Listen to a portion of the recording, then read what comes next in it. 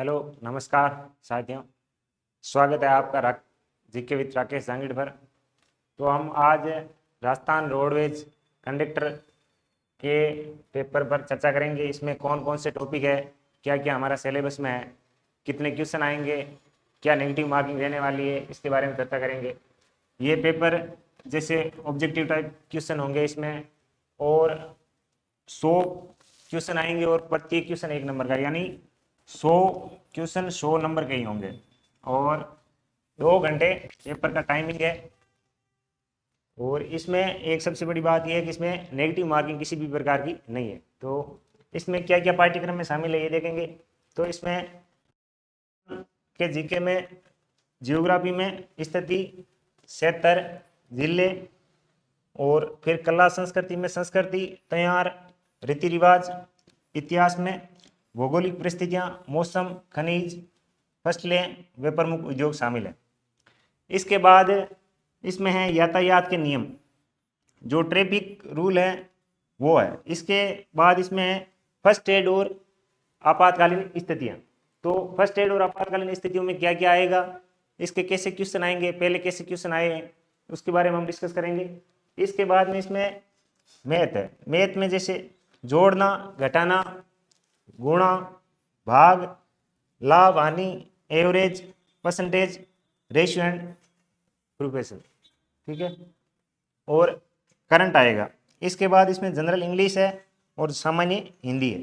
तो आज हम इसमें चर्चा करेंगे। हमारा ये पार्ट है प्राथमिक उपचार एवं आपातकालीन स्थितियां। तो इसमें क्या क्या आएंगे, कैसे क्वेश्चन आएंगे, तो इसके बारे में हम चर्चा करेंगे। तो शुरू करते हैं हम। पहले हम सबसे पहले पढ़ेंगे भाई फर्स्ट एड है क्या, प्राथमिक चिकित्सा क्या है, इसके बारे में हम पढ़ेंगे। तो प्राथमिक चिकित्सा किसी घायल आदमी को किसी अस्पताल या डॉक्टर के पास ले जाने से पहले, जैसे हम उसको कहीं भी लेकर जाएंगे, उससे पहले चोट लगी है या वो बीमार हो गया, तो उसको एम्बुलेंस से किसी डॉक्टर के पास जाने से पहले जो हम बेसिक इलाज देंगे उसको फर्स्ट एड कहा जाता है। फर्स्ट एड का क्या क्या उद्देश्य है, इसके बारे में हम देखेंगे। तो फर्स्ट एड का प्राथमिक उद्देश्य क्या है। प्राथमिक उद्देश्य है कि हमें किसी भी पेशेंट की जीवन की रक्षा करना है, और इसकी स्थिति पहले से ज़्यादा खराब ना हो जाए, तो उस स्थिति के बारे में हमें उसको स्वास्थ्य लाभ देना और उस स्थिति से बचाना है। उसको घायल को निकटतम स्वास्थ्य केंद्र या हॉस्पिटल में लेकर जाना है। ये हमारा प्राथमिक उपचार के उद्देश्य रहते हैं। इसके बाद देखते हैं हम, तो प्राथमिक उपचार दिवस कब मनाया जाता है। प्राथमिक उपचार दिवस सितंबर माह के दूसरे शनिवार को, इसकी कोई तारीख फिक्स नहीं है, सितंबर माह के दूसरे शनिवार को फर्स्ट एड दिवस मनाया जाता है। तो फर्स्ट एड उपचार, इसकी खोज किसने की थी, इसकी खोज की थी जॉनसन एंड जॉनसन ने। कब की थी, 1888 में की थी। और विश्व में सबसे बड़ी फर्स्ट एड देने वाली संस्था कौन सी है, रेड क्रॉस है, जो विश्व में सबसे बड़ी फर्स्ट एड देने वाली संस्था है। इस रेड क्रॉस को 3 बार नोबेल प्राइज भी मिल चुका है, यह भी हमें ध्यान रखना है, क्योंकि रेड क्रॉस सोसाइटी जो विश्व की सबसे बड़ी संस्था है, जो घायलों को उपचार देने की विधि सिखाती है लोगों को कि कैसे फर्स्ट एड देना है, किस तरह पेशेंट को हॉस्पिटल ले जाने से पहले उसकी स्थिति को सामान्य रखने के लिए क्या क्या उपचार दिया जा सकता है।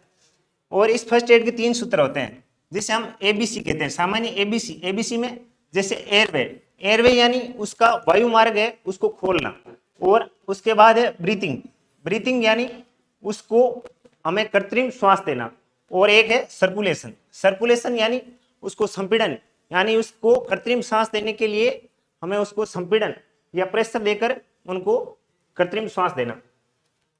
फर्स्ट एड का पूरा नाम क्या है, फर्स्ट एड का पूरा नाम है प्रथम जांच, राहत, लक्षण, उपचार, व्यवस्था, तुरंत निपटान।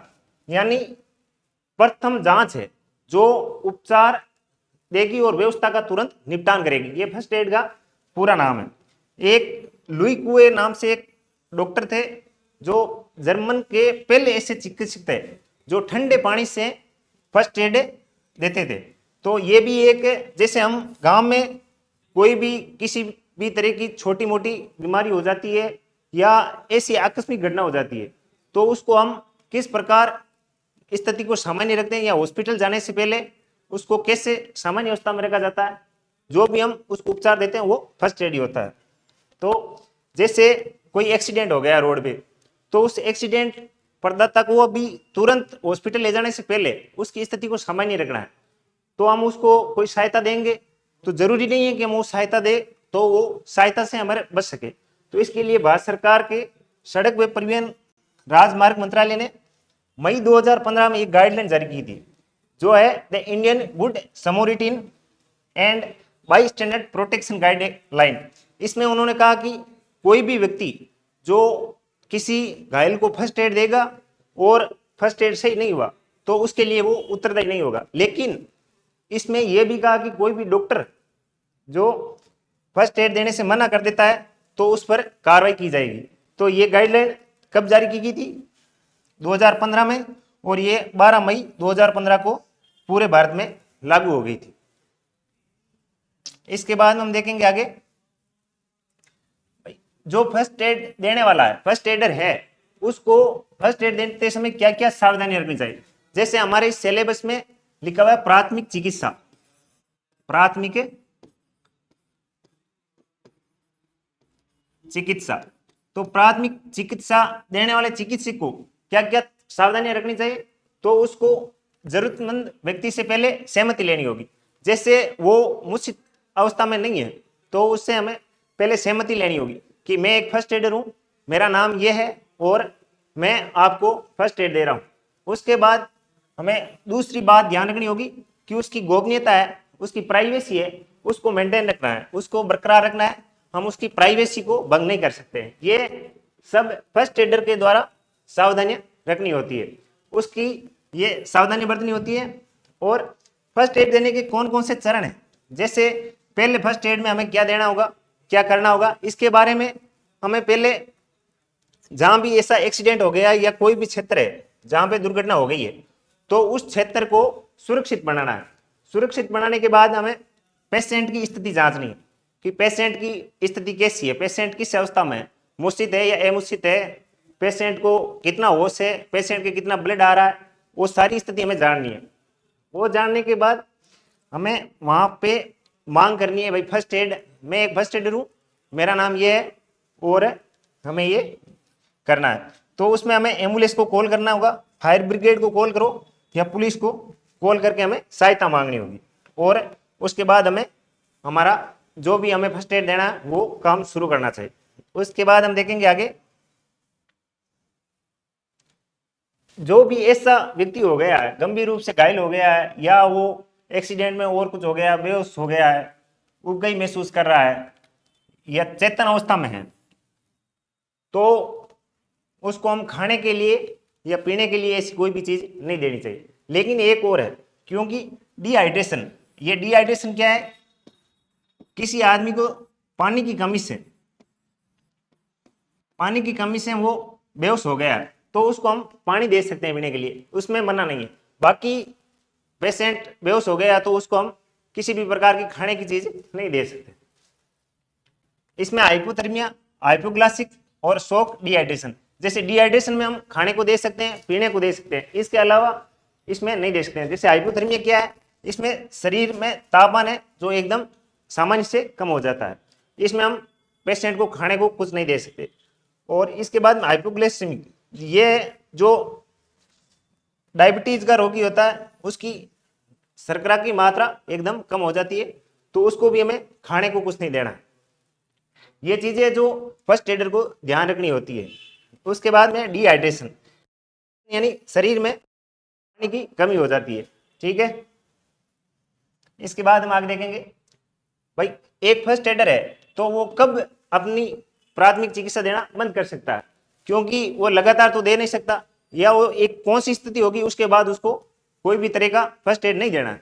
तो उसमें हमें ये चीज ध्यान रखनी है कि भाई जब तक पीड़ित के जीवित होने का संकेत हमें दिखाई नहीं दे, जैसे हम किसी को फर्स्ट एड दे रहे हैं, उसको हम CPR दे रहे हैं और उसकी सांस नहीं चल रही है, तो हमें फर्स्ट एड या सीपीआर देना बंद कर देना चाहिए। और एक कब, जब वहां पे घटना स्थल पर कोई प्रशिक्षित डॉक्टर आ जाए, जैसे कोई डॉक्टर आ जाए और हम वहां पे हैं, तो भी हमें फर्स्ट एड नहीं देना चाहिए, क्योंकि डॉक्टर हमसे बेहतर जानता है तो वो उसका इलाज कर सकता है। और एक चीज है, जब घटना स्थल असुरक्षित हो जाए, जैसे कोई भी फर्स्ट एडर है तो उसे अपनी जान की भी परवाह करनी चाहिए, और घटना स्थल असुरक्षित हो जाए तो भी उसे फर्स्ट एड देना बंद कर देना चाहिए। और तीसरी स्थिति यह होती है, जब हम इतने थक जाते हैं कि हम आगे सीपीआर जारी नहीं रख सकते हैं, तो भी हम फर्स्ट एड बंद कर सकते हैं। फिर हम ये देखेंगे सीपीआर, ये सीपीआर है क्या? ये सीपीआर है कार्डियो पल्मोनरी रिसस्टेशन, यानी ये एक कृत्रिम रूप से हम पेशेंट को जीवित रखने के लिए श्वास देंगे, तो उसको सीपीआर कहते हैं। सीपीआर ऐसी है जो स्वास्थ्य लाभ देता है, बेहोश हो और सांस ले रहा हो। आदमी बेहोश है लेकिन सांस ले रहा है, तो उसको सामान्य सांस नहीं ले रहा है, तो उसको पुनर्जीवीकरण प्रदान करता है की प्रक्रिया होती है, उसको सीपीआर कहते हैं। ठीक है, इसके बाद हम आगे बढ़ेंगे। सीपीआर देने के चरण कौन कौन से? सीपीआर देने के 3 चरण होते हैं। जैसे हम सबसे पहले कोई पेशेंट है तो पेशेंट की यहाँ नब्ज चेक करेंगे कि पेशेंट श्वास ले रहा है या नहीं ले रहा है उसको। फिर उसके बाद हम हमारे जो भी पेशेंट है उस क्षेत्र को एकदम सुरक्षित कर देंगे। सुरक्षित करने के बाद देखेंगे कि भाई उसको हार्ट अटैक तो नहीं आया है, हार्ट अटैक आया है तो भी सीपीआर देंगे, और बेहोश हो गया है और वो जिंदा है तो भी हमें उसको सीपीआर दे सकते हैं। लेकिन इसका पता कैसे लगाएंगे? इसका पता लगाने के लिए हमें कैसे पता लगाएंगे कि पेशेंट जीवित है या पेशेंट की डेथ हो चुकी है, हार्ट अटैक आया क्या है? इसके लिए एक स्केल होता है जिसको AVPU स्केल, APU स्केल कहते हैं। जैसे ए यानी अलर्ट, तो हम सबसे पहले अलर्ट हो जाएंगे, बी आसपास के क्षेत्र को सुरक्षित कर लेंगे। उसके बाद वी से हो गया वॉइस, हम आवाज लगाएंगे भाई, उसके कान के पास आवाज लगाएंगे कि जैसे उसका नाम जानते हैं या नहीं जानते हैं, कि आपका नाम क्या है, आपका नाम क्या है, उसको कान के पास आवाज लगाएंगे। उसके बाद हम पी से पेन, यानी हम उसको चेक करेंगे, जैसे उसके कहीं भी कुछ भी काट के चेक करेंगे भाई वो रिस्पॉन्स कर रहा है या नहीं कर रहा। उसके बाद लास्ट स्टेज है, वो रिस्पॉन्सिव है या अनरिस्पॉन्सिव है। तो वो रिस्पॉन्सिव होगा तो भी हमें सीपीआर देनी है, और अनरिस्पॉन्सिव होगा, मुश्किल होगा तो उसको सीपीआर देनी है। और उसके हम प्लस भी जान सकते हैं, जैसे हम देखेंगे भाई उसकी नब्ज चल रही है या नहीं चल रही है, तो प्लस चेक करके भी हम सीपीआर के बारे में पता कर सकते हैं। प्लस चेक करेंगे कैसे करेंगे, ये भी हमें पूछा जा सकता है, सीधा सीधा पूछा जा सकता है कि भाई किसी व्यस्त व्यक्ति की प्लस चेक की जाती है।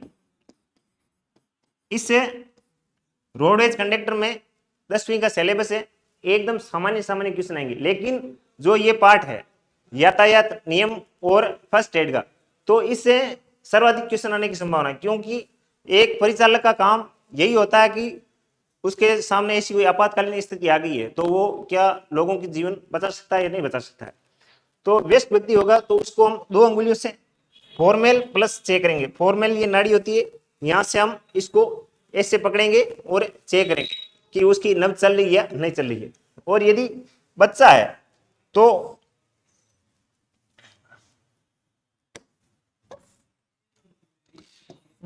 तो उसको हम चेक करने के लिए ये ब्रेंकियल जांच करेंगे। ब्रेंकियल कहाँ होती है? यहाँ पे ये होती है ना, इसको 2 अंगुली लगा के चेक करेंगे कि बच्चे की प्लस चल रही है।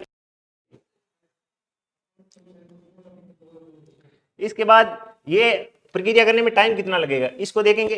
तो हम किसी की नब्ज चेक करेंगे तो ऐसा तो नहीं है कि 5 मिनट 10 मिनट नब्ज चेक करेंगे कि भाई उसकी नब्ज चल रही है नहीं चल रही है।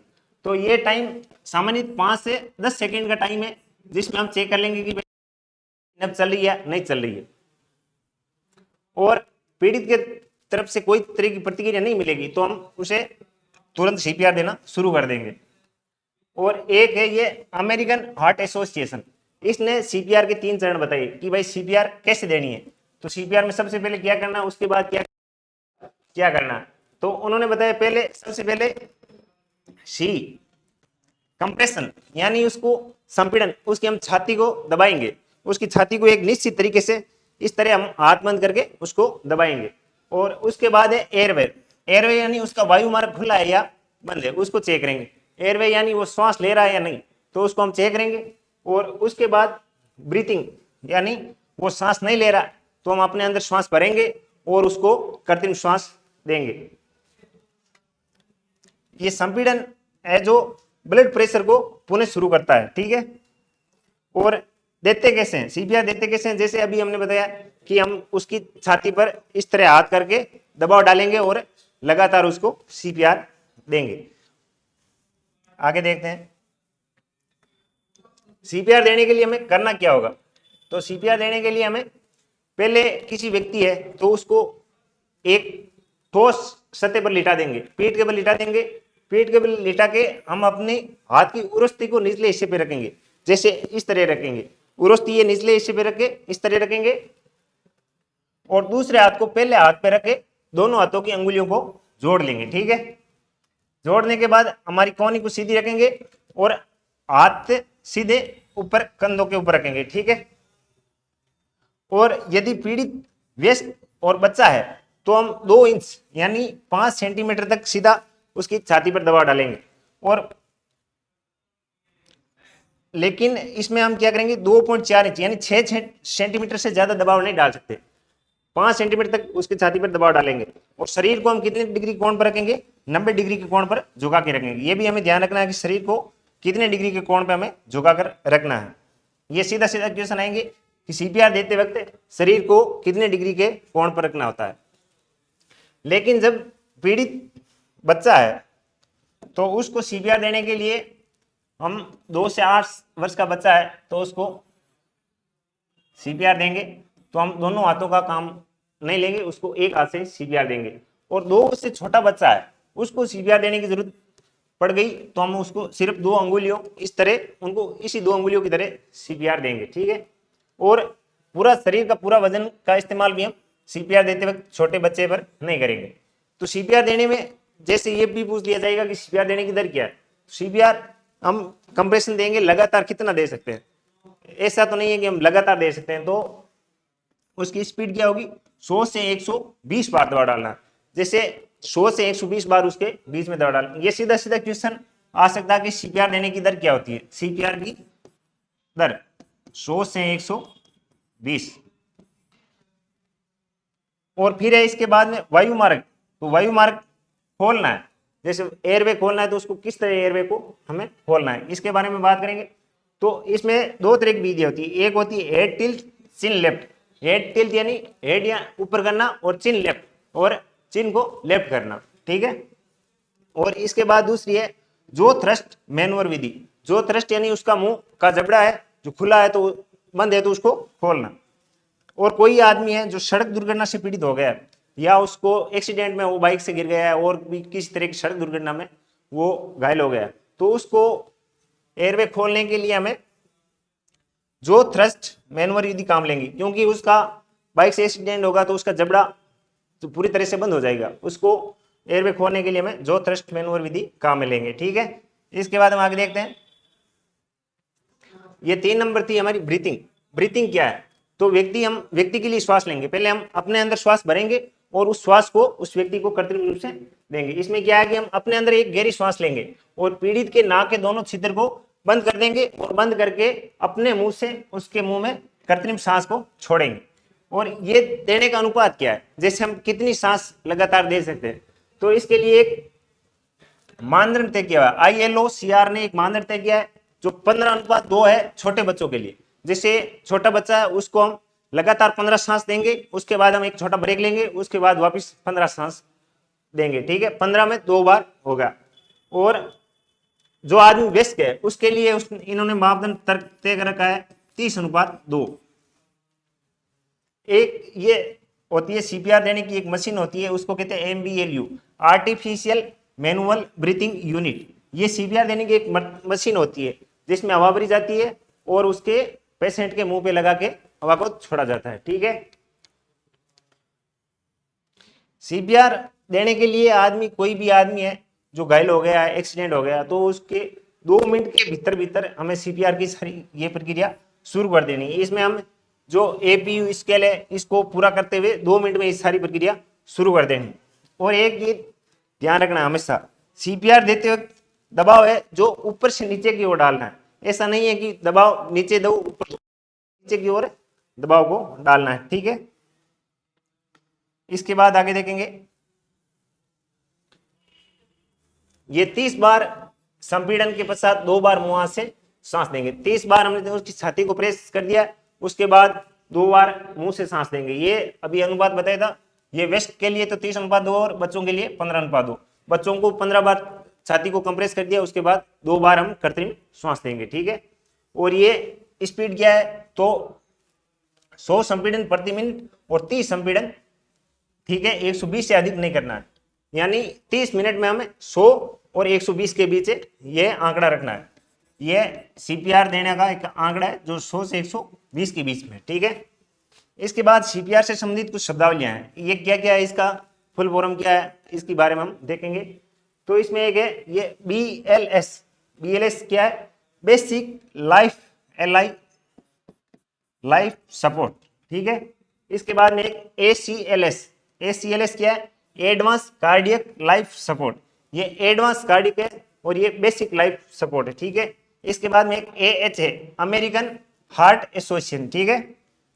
इसके बाद एक है ये AED, ये है ऑटोमेटेड एक्सटर्नल डेप्रीमेशन, यानी ये जो इलेक्ट्रिक रूप से हम किसी को सीपीआर देते हैं या शॉक देते हैं, उसको एक झटका देते हैं, एक मशीन के द्वारा झटका देते हैं, ये हो गया, ठीक है। इसके बाद हम आगे चर्चा करेंगे।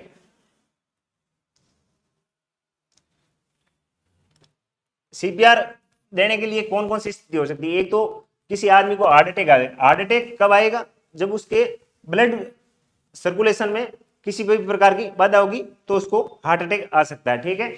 और इसके बाद एक होता है हार्ट फेलियर, एक हार्ट अटैक होता है, एक कार्डियक अरेस्ट होता है। ये हार्ट अटैक में तो ब्लड सर्कुलेशन में बाधा होती है और हार्ट फेलियर सिस्टम होता है वो पूरी सही तरीके से काम नहीं करता है, ठीक है। और एक इसमें हृदय की गति भी बिल्कुल, ठीक है। इसके बाद हमारा ये टॉपिक है 4 नंबर जो है ब्लीडिंग, यानी आदमी को एक्सीडेंट हो गया, उसका ब्लड बहने लग गया, तो उसको हम कैसे नियंत्रित करेंगे, इसके बारे में जानकारी रखनी, ठीक है। ब्लीडिंग है क्या, सीधी सीधी बात है, कोई भी आदमी है जिसका एक्सीडेंट हो गया तो उसकी जो रक्त वाहिनियां है फट जाएगी, उसकी वजह से उसका जो भी रक्त रुधिर वाहिकाओं से बाहर निकलेगा तो वो ब्लीडिंग या रक्त स्राव कहते हैं, ठीक है। और ये ब्लीडिंग होती है 3 प्रकार की होती है, कौन कौन सी होती है, स्राव किस प्रकार का होता है, और इसके बारे में पूछा जा सकता है कि ये सारी चीज देकर कि भाई ये किस प्रकार का ब्लीडिंग है, ठीक है। धमनियां है जो हृदय से दबाव के साथ चमकदार लाल ऑक्सीजन युक्त रक्त प्रवाहित करती है। और यदि कोई चोट से धमनी चोटग्रस्त हो गई है, सीरा और धमनी होती है, तो उसमें धमनी कोई चोटग्रस्त हो गई है, धड़कन के साथ तेजी से रक्त बाहर आएगा। और यदि कोई मुख्य धमनी है जो चोटग्रस्त हुई है तो इसमें हमारा रक्त जो बाहर आएगा वो कई फीट तक ऊपर भी उछल सकता है, ठीक है। और भारी मात्रा में शरीर में रक्त की कमी होगी, ठीक है। इसके बाद में सीरे रक्त स्राव, ये किस प्रकार का है, इसमें हमारे शरीर की शिराओं में किसी भी प्रकार का कोई डिफेक्ट हो गया है तो उसमें शिराओं में बहने वाले रक्त ऊतकों में ऑक्सीजन छोड़ देने के कारण गहरा लाल हो जाता है और ये धमनियों की तुलना में कम दबाव से बहता है, यानी धमनियों में जो रक्त बहता है वो ज्यादा प्रेशर से बहता है और शिराओं में उसकी तुलना में कम बहता है। तो ये यदि कोई चोटग्रस्त शिरा हुई है तो इसका इतना तेज रक्तस्राव नहीं होगा, इतने ब्लड का इतना लॉस भी नहीं होगा। इसके बाद है कोशिकीय रक्तस्राव, ये किस प्रकार का है, ये हो रखा है तो उसमें कोशिका से होने वाले रक्तस्राव पहले से ये रक्तस्राव तेज हो सकता है, परंतु इसमें क्षति सामान्य कम होती है। सबसे ज्यादा रक्त की क्षति कौन किस में होती है, धमनी में, धमनीय रक्तस्राव होता है, इसमें सबसे ज्यादा रक्त का लॉस होता है। और किस प्रकार के साथ ये आता है, ये तेज उछल की फीट के साथ आता है, ठीक है। और इसके बाद है ये स्थान के आधार पर ब्लीडिंग कितने प्रकार की होती है, ये 2 प्रकार की होती है, एक होती है आंतरिक और एक होती है बाह्य। ये आंतरिक कौन सी होती है, जैसे हमारे सिर के अंदर चोट लगी है तो सिर के अंदर ही रक्त आ रहा है बाहर नहीं आ रहा, ये सबसे घातक हो सकती है, इससे ब्लड का क्लॉट बन जाता है और पेशेंट की मृत्यु भी हो सकती है। इसकी इस तरह होता है वो कम नुकसानदायक होता है, ठीक है। ये आंतरिक चोट से होता है और ये जानलेवा भी हो सकता है, ठीक है। इसके बाद है ये बाह्य रक्तस्राव, ये बाहरी चोट से जैसे हमारी कोई भी खरोंच लगी है तो ये बाह्य रक्तस्राव होता है, ठीक है। और ब्लीडिंग का उपचार कैसे करना है, इसके बारे में हमें सबसे पहले क्या करना है, एम्बुलेंस को कॉल करना है, तुरंत एम्बुलेंस को कॉल करना है और व्यक्ति को शांत रखना है, क्योंकि व्यक्ति जितना ज्यादा सोचेगा, जितना ज्यादा घबराएगा, उससे उसका ब्लीडिंग घाव पर हमें दबाव लगाए हुए रखना है। जैसे घाव हो गया, छोटा घाव है, उसको हम दबा के रख सकते हैं, तो उसको दबा के रखना चाहिए, ठीक है। और घाव में कोई वस्तु फंस गई है, जैसे उसके चोट लगी है, कोई भी चीज इधर से उधर हो गई है, फंस चुकी है, तो उसको हमें निकालना नहीं है, ठीक है। और उसके चारों तरफ हमें हाथ से या कोई हमारे पास ऐसा साफ कपड़ा है तो उसे हमें उसके पास दबाव बनाए रखना है, ठीक है। और घाव, यदि घाव सिर पर है, सिर पे चोट लगी है, तो हमें सिर को ऊंचा और सीधा रखना है, जिससे कम से कम ब्लड का लॉस हो, ठीक है। और यदि घाव से रक्त बहुत अधिक मात्रा में बह रहा है तो उस पर टूर्निकेट यानी हमें किसी भी प्रकार का बैंडेज या पट्टी लगानी चाहिए, ठीक है। इसके बाद में हम किस पट्टियां लगाएंगे, तो किस किस प्रकार की पट्टियां होती है, बैंडेज किस किस प्रकार की पट्टी की, एक साफ सुथरा कपड़ा होता है जो किसी भी प्रकार के संक्रमण से बचाता है। तो इसमें एक है कपड़े की एक पट्टी जो विशेष रूप से घावों को ढकने, संक्रमण से बचने वे ब्लीडिंग को रोकने के लिए उपयोग में ली जाती है। ये अलग अलग प्रकार की होती है, जैसे ये होती है एक गोज पट्टी जो हॉस्पिटल में डेली रूटीन में काम में ली जाती है, ठीक है। इसका प्रयोग घाव व जगह के आधार पर अलग अलग साइज में किया जाता है। जैसे ये गोज पट्टी हो गई, इसका जगह और घाव, जैसे घाव कितना मोटा है छोटा है, इस प्रकार इसका यूज लिया जाता है, ठीक है। ये 1 इंच की पट्टी होती है, उसको फिंगर पे बांधने के लिए काम में लेते हैं। और ये एक जो 2.5 इंच की होती है उसको हम भुजा पर बांधने के लिए काम में लेते हैं, ठीक है। और इसके बाद होती है एक 3.5 इंच की, जिसको लोअर लेग यानी पैर के निचले भाग में किसी भी प्रकार की चोट लगी है तो 3.5 इंच वाली पट्टी काम में लेंगे, ठीक है। इस चीजें हमें यही चीजें ध्यान में रखनी है कि हमें किस प्रकार की पट्टी किस जगह काम लेनी है, इस प्रकार की चीजों का ध्यान रखना विशेष रूप से।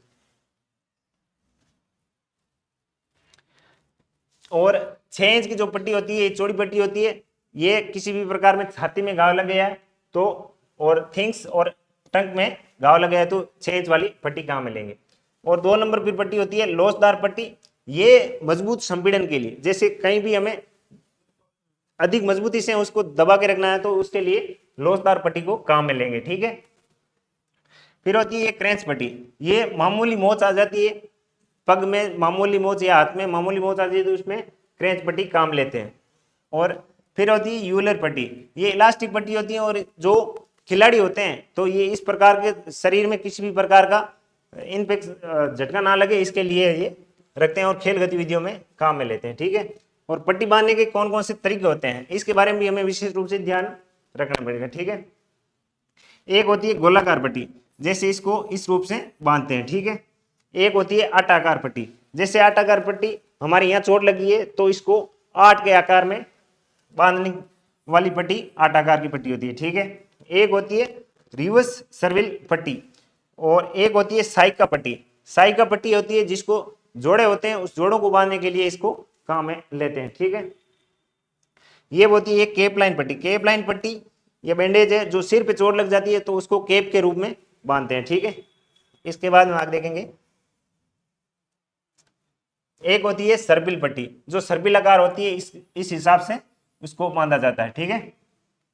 एक होती है ये 7 बैंडेज जो कमर पर बांधी जाती है, कमर में किसी भी प्रकार की चोट लगी है, कमर में झटका लगा है तो इसको 7 बैंडेज को कमर पर बांधा जाता है, ठीक है। और पट्टियां बांधने के हमें किस प्रकार का ध्यान रखना है, इसमें एक तो हमें ये ध्यान रखना कि पट्टी इतनी बड़ी होनी चाहिए जो घाव को पूरी तरह से ढक सके, ठीक है। और घाव के बाहर सभी तरफ से लगभग 2.5 सेंटीमीटर तक उसके मार्जिन हो, जगह उसके बीच में सुरक्षा मार्जिन हो, ये ध्यान रखना है। और पट्टी को लगाते समय 4 सेंटीमीटर से ज्यादा हमें उस पट्टी को आगे नहीं खोलना है, ये भी हमें ध्यान रखना है, ठीक है। और पट्टी को हमेशा शरीर के निचले हिस्से से ऊपर की ओर और अंदर से बाहर की ओर बांधा जाना चाहिए, जिससे घाव अच्छी तरीके से ढका जाता है। ठीक है। हाथ व पैरों अंगुलियों के लिए संकीर्ण बैंडेज का उपयोग करना चाहिए। संकीर्ण यानी छोटे बैंडेज का उपयोग करना चाहिए। ठीक है। धड़ व कंधे के लिए चौड़े बैंडेज का उपयोग करना चाहिए। ठीक है। और ये लास्ट में एक गोल्डन आवर। गोल्डन आवर क्या है? और इस गोल्डन आवर में किसी भी आदमी की जान बचाने पर सरकार भी हमें विशेष रूप से सहायता देती है। तो ये गोल्डन आवर, जो किसी भी आदमी घायल हो गया, दुर्घटना में चोट लग गई है, तो उसको उसके जीवन का या दुर्घटना का पहले 60 मिनट होते हैं, उसको गोल्डन आवर कहते हैं। ठीक है। इसमें हमें किसी भी चिकित्सक को सूज ना करे या उससे संपर्क करे तो किसी भी पेशेंट की जान शीघ्रता से बचाई जा सकती है। ठीक है। और एक होती है सी स्पाइन सुरक्षा। ये साई स्पाइनल गोशन रेस्ट्रिक्शन, गर्दन की हड्डियां, जो गर्दन की हड्डियां होती हैं उसके लिए इस प्रकार की पट्टी को काम में लेते हैं। ठीक है। इसके बाद हम अब आगे जो चर्चा करेंगे, तो इस चर्चा में हम इसके बाद जैसे जलन कितने प्रकार की होती है, या जलन में किस किस डिग्री के जलन में कौन कौन से घाव हो जाते हैं, इसके बारे में चर्चा करेंगे। इसके बाद में हम मौत वे खिंचाव कितने प्रकार के होते हैं, किस खिंचाव पर कैसा इलाज करना चाहिए, किस प्रकार की पट्टियां काम में लेनी चाहिए, इसके बारे में चर्चा करेंगे। और इसके बाद में जो भी हमारी प्राथमिक उपचार के बारे में जो भी चीजें बाकी रहेगी उसके बारे में चर्चा कर लेंगे। ठीक है। और उसके बाद हम करेंगे यातायात के जो नियम हैं, यातायात नियम के बारे में हम चर्चा कर लेंगे कि कौन सा डायरेक्शन किस के लिए काम आता है, कौन सा किसके लिए काम आता है, तो कौन कौन से संकेत होते हैं और किस किस संकेत का क्या क्या काम होता है, इसके बारे में चर्चा कर लेंगे। इसके बाद में हम इनके कुछ PYQ, तो जो पहले पेपर हुआ था इसका 2013 में हुआ था, और इसके बाद में इसका कोई पेपर नहीं हुआ। इसके बाद में हमारे पास MCQ है, तो हम उसके बारे में कैसे कैसे क्वेश्चन आएंगे उनके बारे में भी हम चर्चा कर लेंगे। तो ये 4 क्लास में हम इसके जितने भी संभावित क्वेश्चन बनेंगे उसके बारे में अच्छी तरह से चर्चा कर लेंगे। ठीक है। धन्यवाद।